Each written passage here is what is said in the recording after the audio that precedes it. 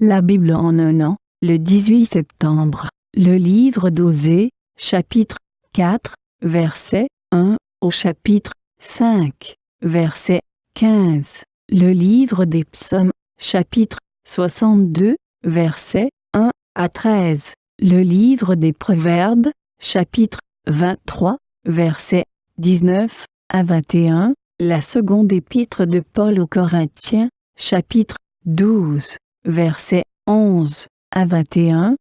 Le livre d'Osée, chapitre 4.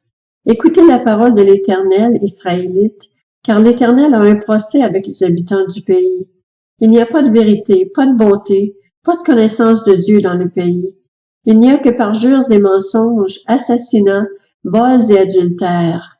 On recourt à la violence, on commet meurtre sur meurtre.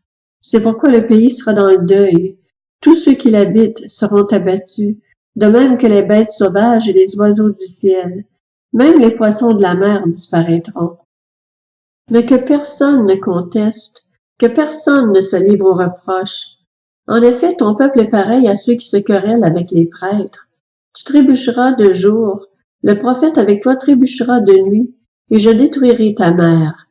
Mon peuple est détruit parce qu'il lui manque la connaissance.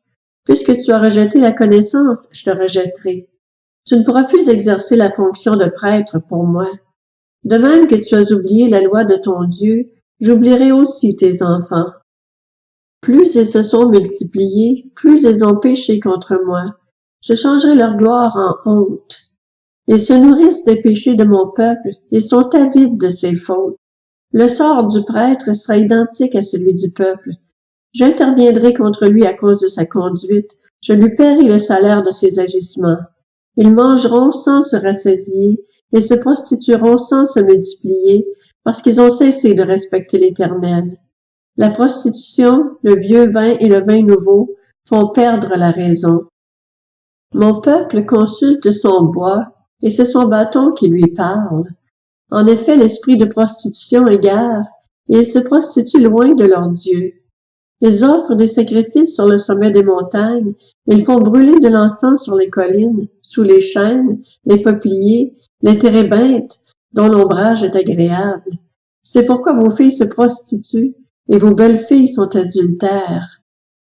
Je ne punirai pas vos filles parce qu'elles se prostituent, ni vos belles filles parce qu'elles sont adultères.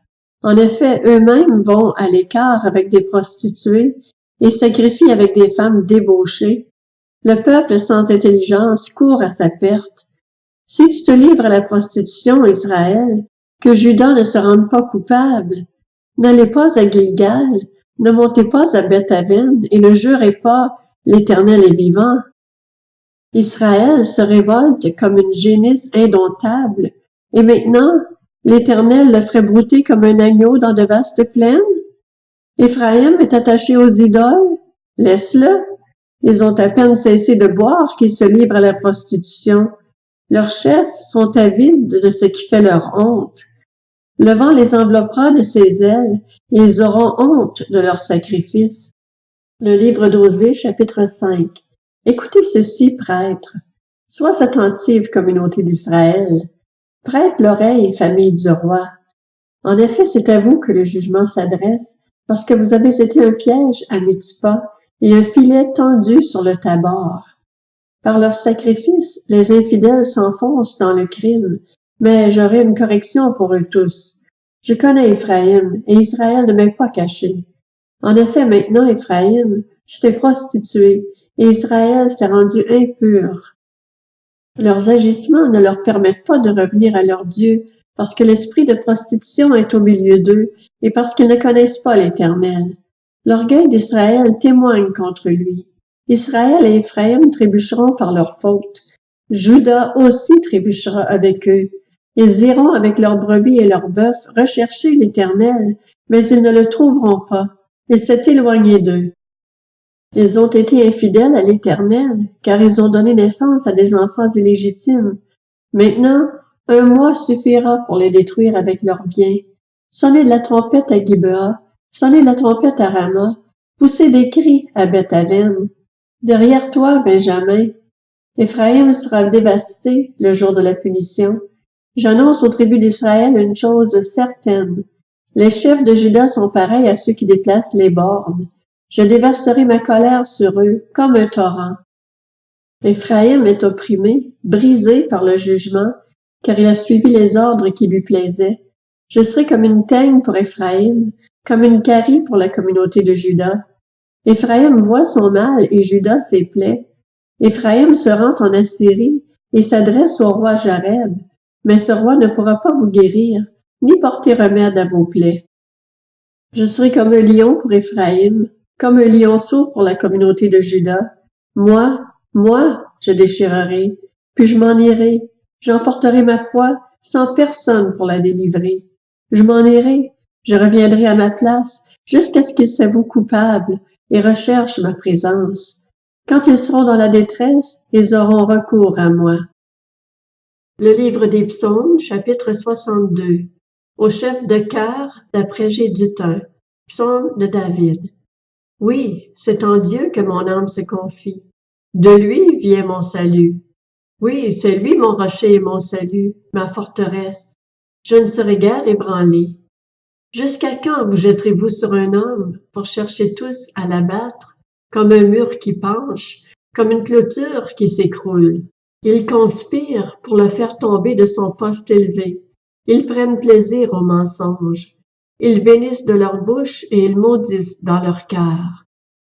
Oui, mon âme, repose-toi sur Dieu, car c'est de lui que vient mon espérance. Oui, c'est lui mon rocher et mon salut, ma forteresse. Je ne serai pas ébranlé. Sur Dieu repose mon salut et ma gloire.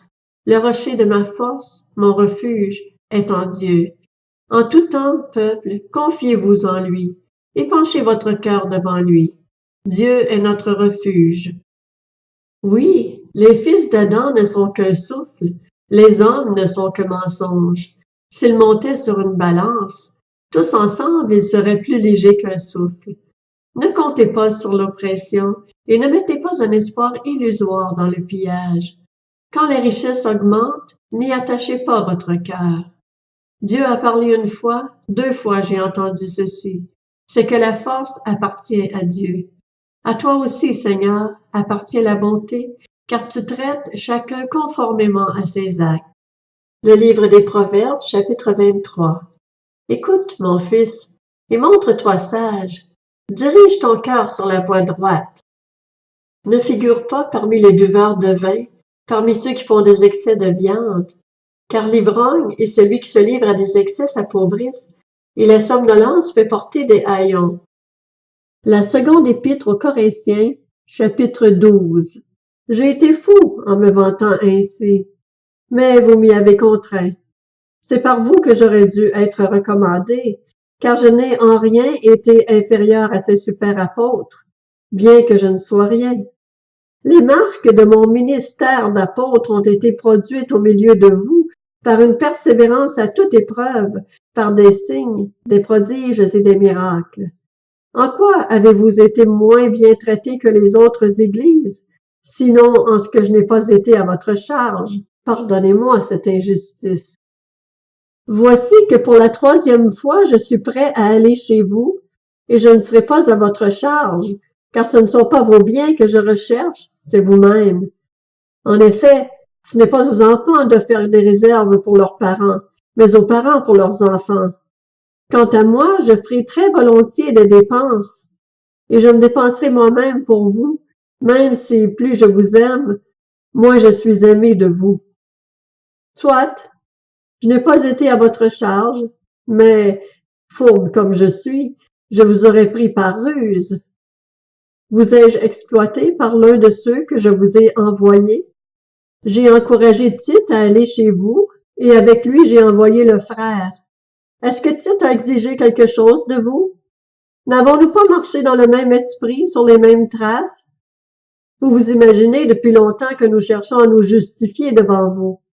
C'est devant Dieu, en Christ, que nous parlons, et tout cela, bien-aimés, pour votre édification. J'ai peur, en effet, qu'à mon arrivée, je ne vous trouve pas tel que je le voudrais, et que vous ne me trouviez pas tel que vous le voudriez. J'ai peur de trouver des querelles, de la jalousie, de la colère. de rivalités, des médisances, des calomnies, de l'orgueil, des troubles. J'ai peur qu'à mon arrivée, mon Dieu ne m'humilie de nouveau à votre sujet, et que je n'ai à pleurer sur plusieurs de ceux qui ont péché précédemment et qui ne se sont pas détournés de l'impureté, l'immoralité sexuelle et la débauche auxquelles ils se sont livrés.